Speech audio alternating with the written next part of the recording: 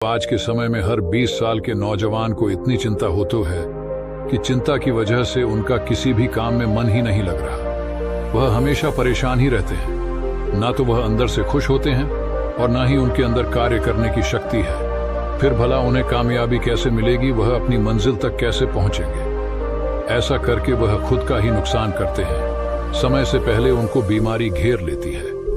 वो अपनी जिंदगी में हमेशा चुप रहते और खोए हुए रहते हैं। ऐसे में भला वो क्या कुछ बन के दिखा सकते हैं, मैं आपको एक कहानी के माध्यम से बताने वाला हूं। दोस्तों, एक समय की बात है। गौतम बुद्ध से उनके एक शिष्य ने एक बार पूछा कि महात्मा, क्या ऐसा संभव है जो मैं मेरे मन में सोचूं वह सारी चीजें अपने आप मुझे मिलना शुरू हो जाए। बुद्ध बोले, ऐसा संभव तो है, लेकिन क्या इसके लिए तुम यह दो चीजें कर पाओगे? शिष्य बुद्ध से बोला, क्या सच में ऐसा संभव होता है? अगर हाँ तो महात्मा मुझ पर कृपा कर मुझे बताइए, ऐसा होना कैसे संभव है। मैं इसके लिए कुछ भी करूंगा। बुद्ध शिष्य से बोले, तो सुनो, तुम अपने मन में जो चाहो वह तुम्हें मिलने लग जाए।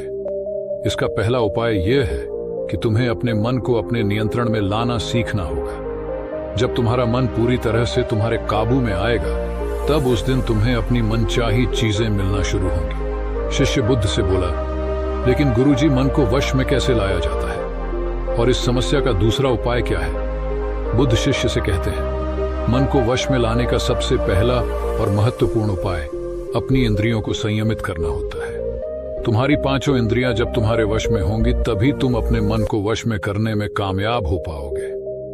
नहीं तो कभी मन को काबू नहीं कर पाओगे। शिष्य कहता है, हे गुरुदेव, आप कहते हो कि इंद्रियों को काबू में करने से हमारा मन हमारे काबू में आएगा और फिर जो मैं मेरे मन में सोचूं वह चीज मुझे मिलने लगेगी। लेकिन गुरुदेव, इंद्रियां तो मेरे काबू में है। मैं जैसे चाहूं वैसे अपने हाथों को, आंखों को या फिर पेड़ों को हिला सकता हूं। फिर मुझे जो चाहे वो चीजें क्यों नहीं मिल पाती हैं? इस पर बुद्ध अपने शिष्यों से कहते हैं, बालक, तुम अपनी पांचों इंद्रियों की क्रिया के बारे में अपने मन में विचार कर रहे हो, लेकिन अपनी पांचों इंद्रियों को अपने काबू में रखने का असली अर्थ यह है कि तुम्हें किसी भी भौतिक चीज का मोह नहीं रहना, अर्थात भौतिक चीजों की इच्छा न करना।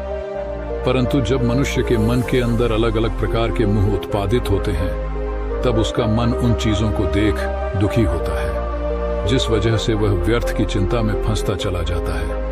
वहीं जिस इंसान का मन उसके काबू में होता है, ऐसा व्यक्ति किसी भी प्रकार के मन के छल में न फंसकर अपने लक्ष्य की ओर बढ़ने का प्रयास करते हैं और वही व्यक्ति जीवन में आगे जाकर अपने लक्ष्य को पूरा कर जीवन में सफल बन पाते हैं। इस पर शिष्य कहता है, हे महात्मा, मन को वश में करने का सही उपाय क्या है?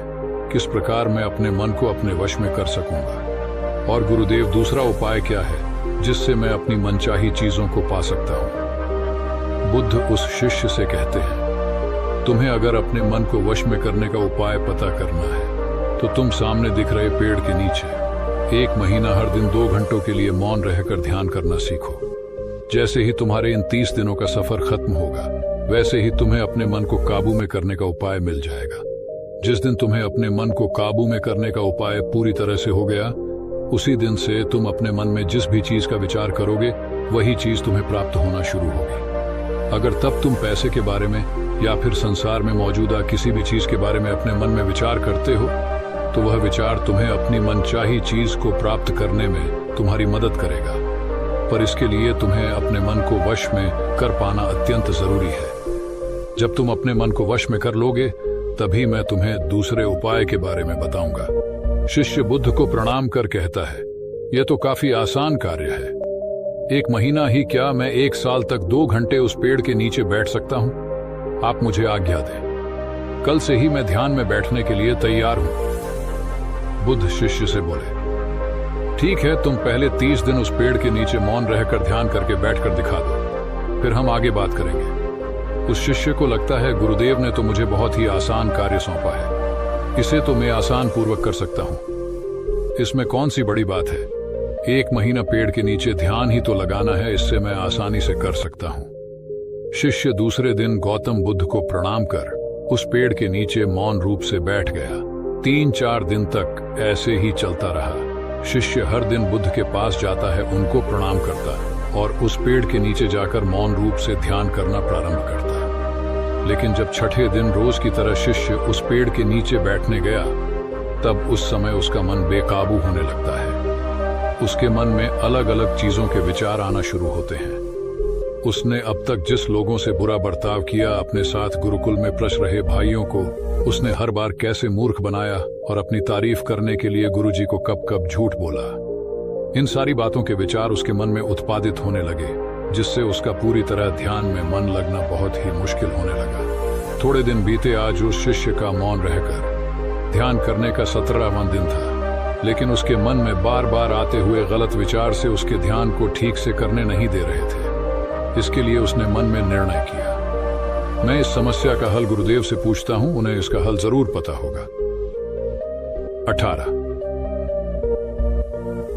वे दिन उसके मुंह पर आ रहे भाव देखकर बुद्ध पहले ही समझ चुके थे कि आज यह सिर्फ प्रणाम करने नहीं है, अपितु किसी समस्या का हल पूछने आया है। शिष्य बुद्ध के पास जाता है और कहता है, हे महात्मा, आपके बताए अनुसार मैं हर रोज 17 दिनों से उस पेड़ के नीचे ध्यान लगाने बैठ जाता हूं। शुरुआती दिनों में मैं जब ध्यान लगाने बैठता था, जब मेरा मन पूरी तरह लगता था, लेकिन अब उस पेड़ के नीचे जब मैं अपना ध्यान लगाने बैठ जाता हूं, तब मेरा ध्यान अच्छे से नहीं लग पाता। मेरे मन में अलग अलग प्रकार के विचार आते हैं। जो विचार मुझे आते हैं, उनके बारे में सोचकर मुझे अपनी सोच के ऊपर गुस्सा आने लगता है। मैंने अपने गुरु भाइयों के साथ कितना गलत किया, कितनी ही बार मैंने आपसे प्रशंसा के खातिर झूठ बोला। इन सभी गलत और विचार मुझे अंदर से दुखी करते हैं और मेरा ध्यान टूट जाता है। मैं सोचने लगता हूं कि मैं कितना गलत था, जिसकी वजह से मेरा ध्यान पर मन लगना तो दूर में ध्यान करते समय इन्हीं विचारों से जूझता रहता हूं। हे महात्मा, मुझ पर कृपा करें और मुझे इन गलत विचारों को अपने मन से पूरी तरह खत्म करने में सहायता कीजिए। बुद्ध शिष्य से कहते हैं, तुम्हें जब मैंने पहले दिन मौन रहकर पेड़ के नीचे बैठने के लिए कहा था, अब तुम्हारे मन में किसी भी प्रकार के विचार नहीं आ रहे थे, लेकिन अब 18 दिन बीतने के बाद तुम्हारे मन में अपनी गलतियों के विचार उत्पादित हो चुके, जिसका कारण एक ही है। जब तुम अपने गुरु भाइयों के साथ मस्ती करते थे और सबको अपनी तारीफ करने के लिए झूठी कहानियां सुनाते थे, तब तुम शांत रहे, अपने मन से बातें न कर पाए। पूरे दिन गुरु के सामने बुरा बर्ताव करने में समय व्यतीत करते थे, लेकिन जब तुम आने अपने अंदर अपने मन से बातें करना प्रारंभ किया, तो तुम्हें अपने आप ही अपनी गलतियों के बारे में विचार आने शुरू हुए, जिसका कारण एक ही है। व्यक्ति अपने आप से किसी भी सवाल को पूछता नहीं है। लोग शांत रहकर खुद से बात करना पसंद नहीं करते और दूसरों से अपनी समस्याओं का हल पूछकर उदास होते हैं। जब इंसान अपनी किसी भी प्रकार की समस्या का हल शांत रहकर अपने आप से पूछता है, तो उस वक्त उस व्यक्ति की बुद्धि खुद ब खुदा उस इंसान को बताना शुरू करती है। जब तुम अपने आप से बातें करना प्रारंभ करते हो, तब तुम्हें खुद की अच्छाइयां और बुराइयां दोनों दिखना शुरू होती है, जिसका फायदा तुम्हें भविष्य में होना शुरू होता है। यानी जब तुम्हें अपनी गलतियां दिखती हैं, तब तुम उन पर शांति से काम कर अपने आप ही आगे बढ़ना शुरू कर देते हो। क्यों? जिनस वजह से तुम अपने मन में जिनस भी चीज को सोचते हो, उस चीज को प्राप्त करने का रास्ता तुम्हारी बुद्धि तुम्हें दिखाना शुरू करती है।